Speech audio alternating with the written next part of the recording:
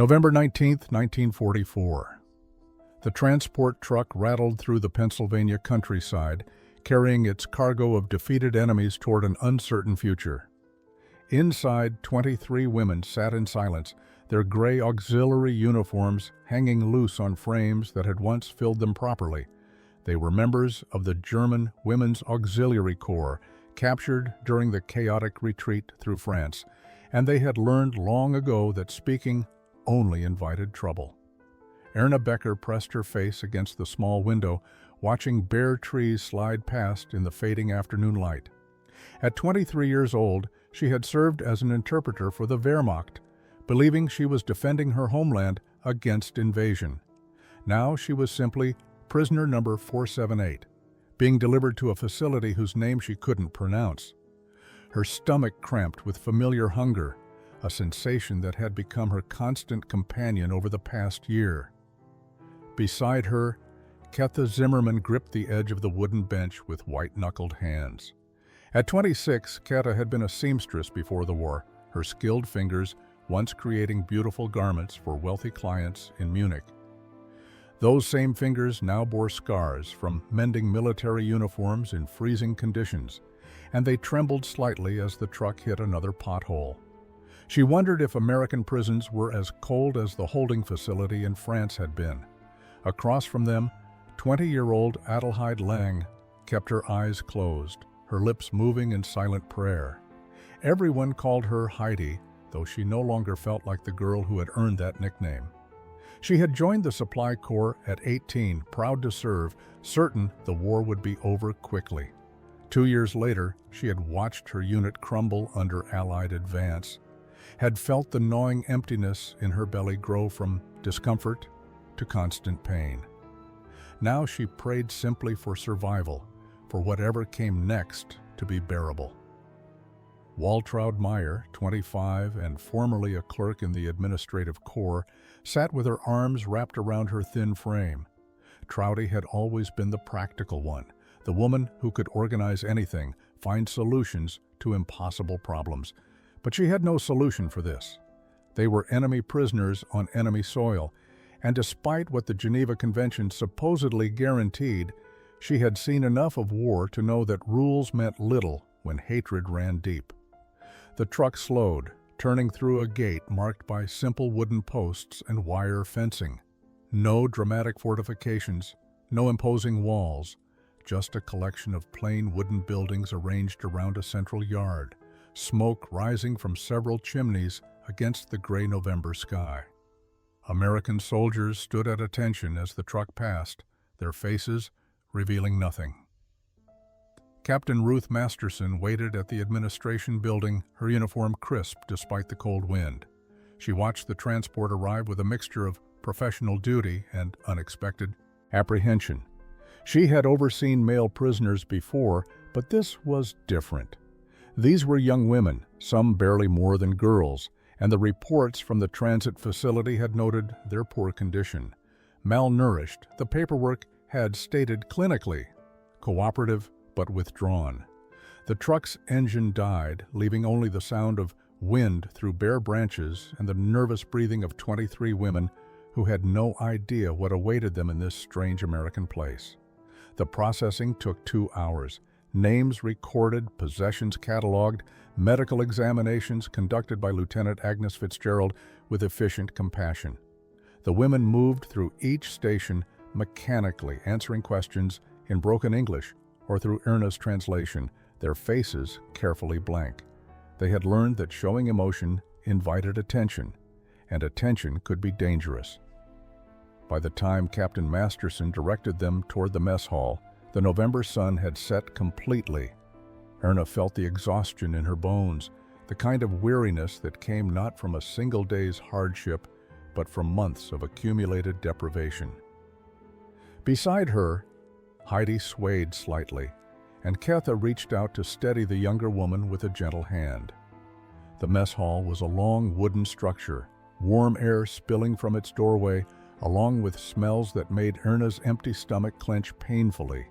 She couldn't identify all the scents, but they spoke of cooking, of real food, of something beyond the watery cabbage soup and stale bread that had sustained them for so long. The women hesitated at the entrance, uncertain, until Captain Masterson gestured them inside. What they saw made no sense. Long tables lined with plates, real plates, not the dented metal bowls they had grown accustomed to. And on each plate, food, not the meager rations they expected, but portions that seemed impossibly large. Some kind of meat, potatoes with butter melting into them, green beans that actually looked green, bread that appeared soft and fresh. Erna stared, convinced this must be a mistake, that surely this abundance was meant for the American soldiers, not for prisoners.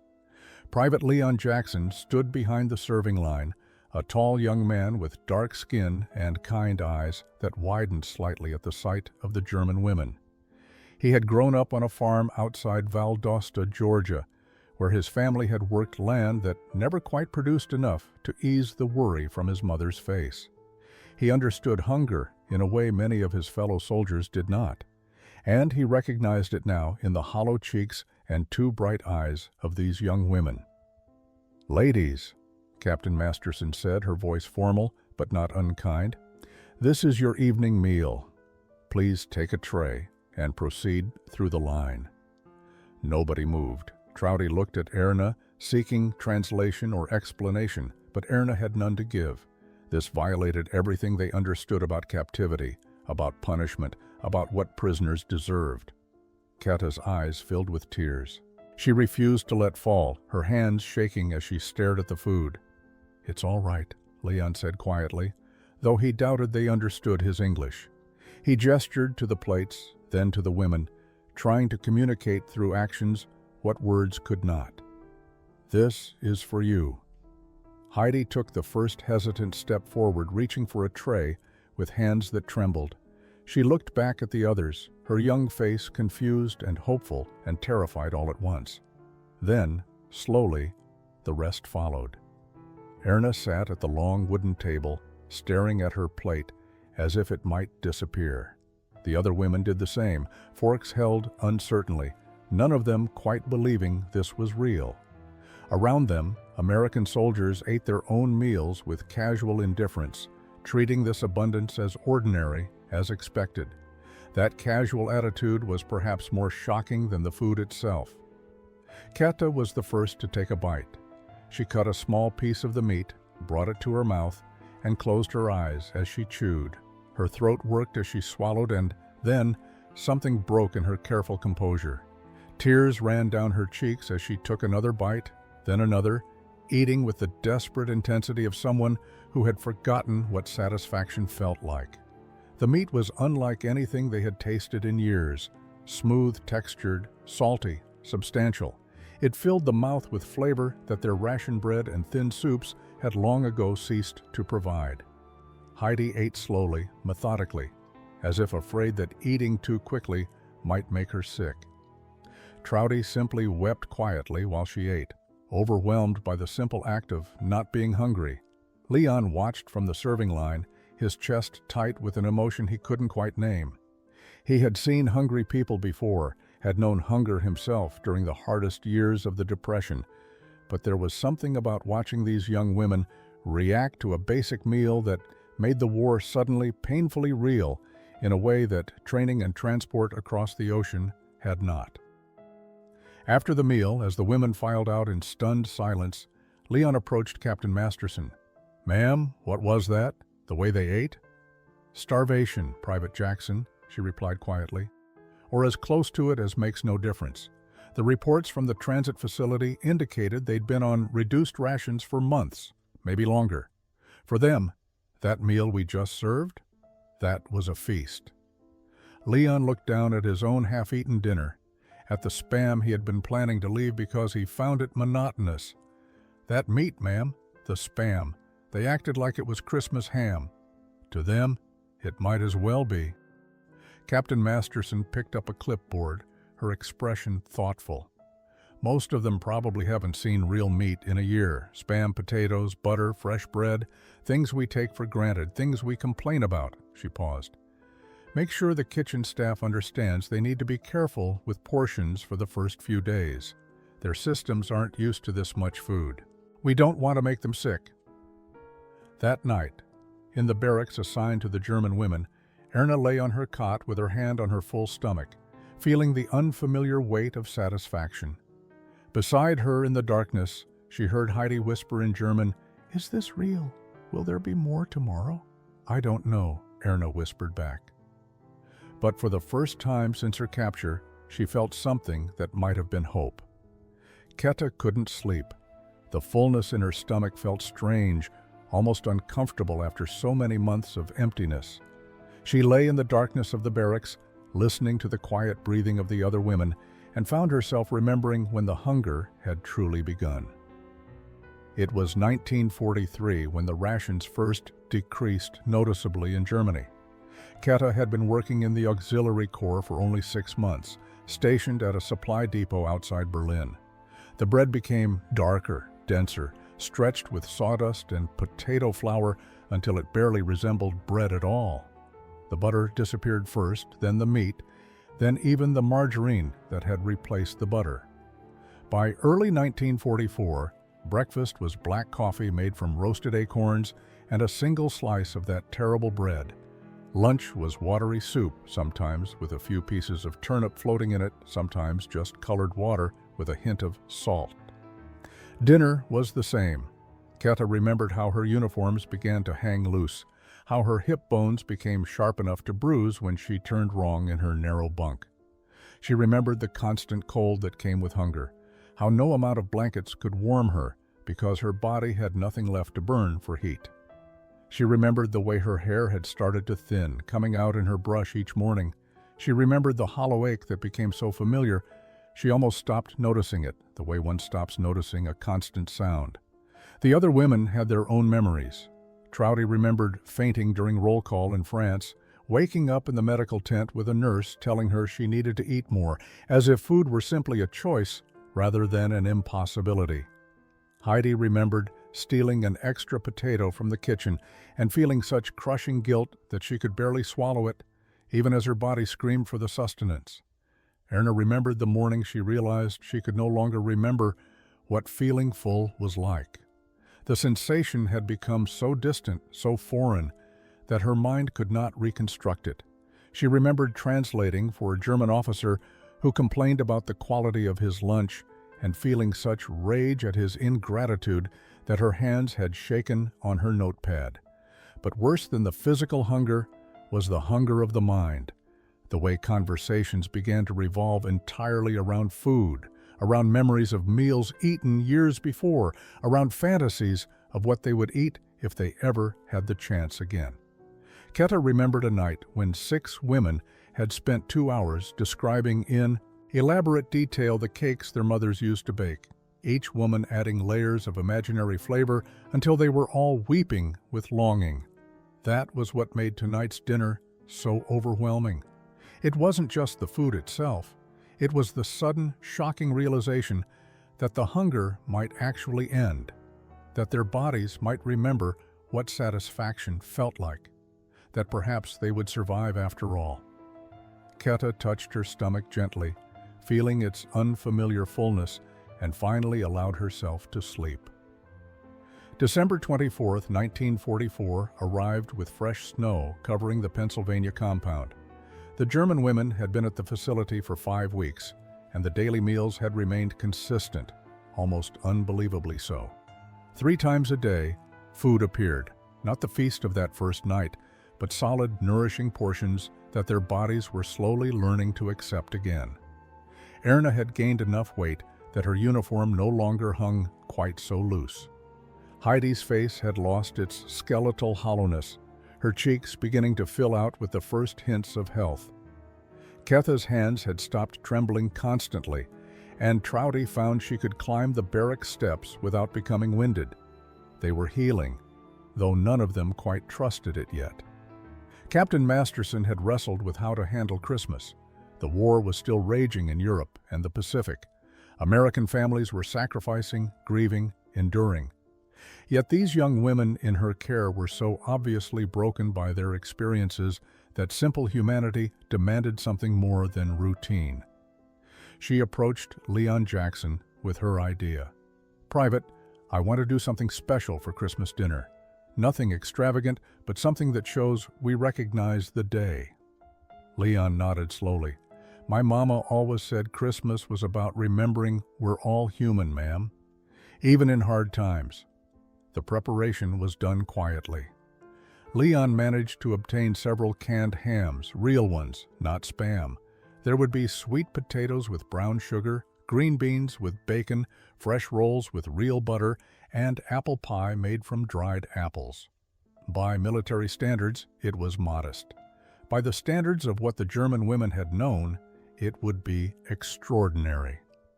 When the women entered the mess hall that evening, they stopped in the doorway. The tables had been arranged differently, decorated with simple pine branches. Candles flickered in the windows, and the smell, that incredible smell of roasting ham and baking bread, filled the space with warmth. Trouty made a small sound in her throat, halfway between a sob and a gasp. Kata covered her mouth with both hands. Heidi simply stood frozen, staring at the tables laden with more food than she had seen in 2 years. Lieutenant Agnes Fitzgerald stood near the serving line, watching their faces. She had treated wounded soldiers, had seen men die, had developed what she thought was a professional distance from suffering. But watching these young women react to a simple Christmas dinner broke something in that careful distance. Erna found her voice first, speaking in careful English. "Captain Masterson, this is for us?" "Merry Christmas," Captain Masterson replied simply. What happened next would be remembered by every American present that night. The German women began to sing, softly at first, then stronger. Stille Nacht, Heilige Nacht, Silent Night, Holy Night. Their voices carried the melody that transcended language and nationality, that spoke of peace and hope, and the possibility that even enemies might remember their shared humanity. Leon Jackson stood at attention, tears running freely down his face as the voices filled the room. January brought bitter cold to Pennsylvania, but inside the compound, something unexpected was growing. The German women had been prisoners for 2 months, and the daily rhythm of adequate meals had begun to shift from miracle to routine. Yet that shift brought its own complicated emotions. Erna found herself standing before her breakfast tray one morning, staring at the oatmeal, the toast with jam, the coffee with real sugar. Her mind knew this was simply breakfast, that it would come again tomorrow. But something deeper refused to believe. She caught herself eating quickly, defensively, as if someone might snatch the food away at any moment. Lieutenant Fitzgerald noticed these patterns during her weekly medical examinations. The women were gaining weight steadily, their bodies responding to proper nutrition, but their minds had not caught up. Many of them hoarded small pieces of bread in their footlockers, unable to break the survival habits learned during starvation. Some ate too quickly and made themselves sick. Others ate too slowly, as if trying to make each bite last forever. "It's normal," Agnes explained to Captain Masterson during their weekly meeting. "Starvation changes more than the body. It changes how the mind relates to food, to safety, to trust. They need time." Mrs. Eleanor Whitmore had begun visiting the compound twice weekly, part of a church program to provide educational opportunities for prisoners. A school teacher from nearby Harrisburg, Eleanor had initially approached the program with patriotic duty rather than genuine interest. But meeting the German women had complicated her simple understanding of enemies and allies. She found Erna in the small library one afternoon, reading an English-language newspaper with fierce concentration. "You're making remarkable progress," Eleanor said, gesturing to the paper. Erna looked up, her expression guarded. "I am trying to understand this country that feeds its enemies so well." "Does it trouble you? The food?" The question was more perceptive than Erna expected. She set down the newspaper carefully. "In Germany, when I was young, my mother taught me that waste was sinful, that we must be grateful for what we receive. Now I eat breakfast and know that in my village, if it still stands, people are starving. How do I hold both truths?" Eleanor sat down across from her. By recognizing that your suffering doesn't help them.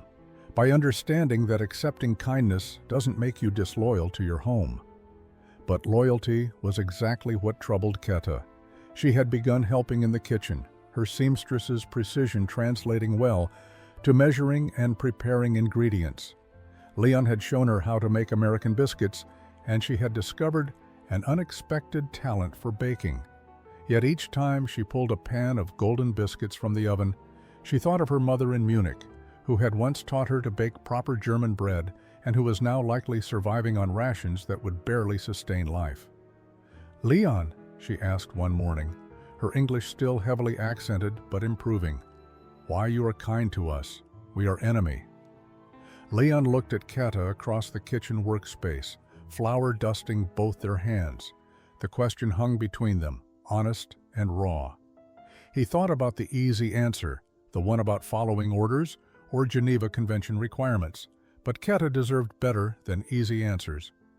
"My grandmother was a slave," he said quietly. "Born into it, freed from it, spent her whole life carrying that weight. She taught me that cruelty is easy, that it spreads like disease. But kindness, real kindness, that takes courage. That's how you fight back against a world that wants to make you hard." Keta nodded slowly, not entirely understanding all his words but grasping their meaning. She returned to shaping biscuit dough, her movements careful and precise. For a moment, there was peace in the simple shared work. Then Corporal Davis entered the kitchen, holding a newspaper. "Captain wants to see the German women in the main hall. There's news from Europe." The 23 women gathered in the hall where they had sung Christmas carols just weeks before. Captain Masterson stood before them, her expression grave. Lieutenant Fitzgerald stood beside her, and Erna noticed that Eleanor Whitmore had been asked to attend as well, perhaps to provide support for what was coming. "Ladies," Captain Masterson began, and Erna translated quietly for those whose English remained limited. "I have received reports from Germany. The situation there has deteriorated significantly. The Allied bombing campaigns have destroyed much of the remaining infrastructure. Food distribution has essentially collapsed in many areas. Civilian rations have been reduced to levels that are inadequate for survival." The words landed like physical blows. Trouty made a small sound of distress. Heidi began to cry silently. Keta stood rigid, her face drained of color. Captain Masterson continued, her voice gentle but unwavering. "I tell you this not to cause pain, but because you have the right to know what is happening in your homeland. The Red Cross is working to provide aid, but the situation is severe." After she dismissed them, the women dispersed in shocked silence. Some returned to their barracks. Others wandered the compound in a daze. Keta went to the kitchen, to the one place that had begun to feel safe, and sat on the floor with her back against the wall. Erna found her there an hour later. Keta was staring at nothing, her hands clenched in her lap. "My mother is 61 years old," she said in German. "My sister has 3 children. They are starving, Erna, truly starving. And I am here eating biscuits I learned to make from an American soldier. You didn't choose this." "Didn't I?" Keta's voice broke. "Every morning I wake up and I'm grateful for breakfast. Grateful. While my family dies, what kind of daughter feels grateful while her mother starves?" Erna sat beside her on the floor, having no answer. Outside, snow began to fall again, soft and silent, covering everything in white. The days following the news from Germany were dark ones. The women moved through their routines mechanically, the joy that had begun to emerge from their healing crushed under the weight of guilt and helplessness. Meals became silent affairs again, each bite a reminder of what others lacked. Leon watched this regression with growing concern. He had seen these women slowly come back to life over the past months, had witnessed the return of light to eyes that had been dead with despair. Now that light was fading again, replaced by a different kind of suffering. He found Keta in the kitchen 3 days after the announcement, sitting at the preparation table but not working. She stared at the bags of flour, the cans of shortening, the abundance of ingredients with an expression of such profound grief that Leon felt it in his own chest. "Miss Ketha," he said softly, using the respectful address he had adopted for all the women. "May I sit?" She nodded without speaking. Leon pulled up a stool across from her. "My grandmother used to say that we honor the suffering of others not by suffering ourselves, but by refusing to waste what we've been given. She said every meal we ate was a prayer for those who had none, that we made their hunger mean something by living fully with what we had." Keta looked at him, her eyes red from crying. "How does my eating help my mother?" "It doesn't," Leon admitted. "But your dying doesn't help her either. Your guilt doesn't feed her. Your refusing to heal doesn't make her less hungry." He paused, choosing his next words carefully. "What if instead of feeling guilty about the food, you learned everything you could about it? What if you became so skilled at making bread and biscuits that someday, when this war ends, you could teach others? You could feed people who need feeding?" Something shifted in Ketha's expression. Not hope exactly, but perhaps the possibility of purpose. "You would teach me more, even now knowing what you know about Germany?" "Especially now," Leon said firmly. "Knowing that food matters, that it sustains life, that it's worth learning to do right. That's exactly when the teaching matters most." Over the following weeks, the kitchen became a different kind of classroom. Leon showed Ketha, and then Trouty and Heidi, how to make American cornbread, how to bake proper dinner rolls, how to prepare dried beans into something nourishing and filling. He explained measurements and techniques, the chemistry of baking, the importance of temperature and timing. But more than recipes, he taught them that food could be a language of care, a way of showing love when words failed. He told them about his mother's kitchen in Georgia, how she had fed neighbors during the hardest Depression years, even when her own family had little, how she believed that sharing food was sharing hope. Erna joined them one afternoon, not to cook, but to translate more complex instructions. She watched Ketha's hands work dough with growing confidence, watched Heidi carefully measure flour, watched Trouty take notes in a small book she had requested from Mrs. Whitmore. "You're giving them something to carry forward," Erna said to Leon quietly in English. "Just trying to make something good out of something terrible," he replied. "That's all any of us can do." March 1945 brought the first hints of spring to Pennsylvania and the first concrete discussions of repatriation. The war in Europe was entering its final phase, and the American military was beginning to plan for the massive logistical challenge of returning thousands of prisoners to their defeated homeland. Captain Masterson called a meeting with all the German women on a cold morning when snow still clung to the shadowed corners of buildings. The main hall felt different now than it had in November.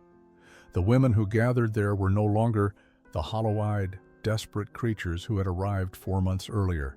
They had flesh on their bones, color in their cheeks, strength in their movements, but their eyes carried a different kind of weight now. "Ladies," Captain Masterson began, with Erna translating, "I have received preliminary orders regarding repatriation procedures. Within the next 2 to 3 months, arrangements will be made for your return to Germany. You will be processed through displaced persons camps in Europe before being released to return to your homes."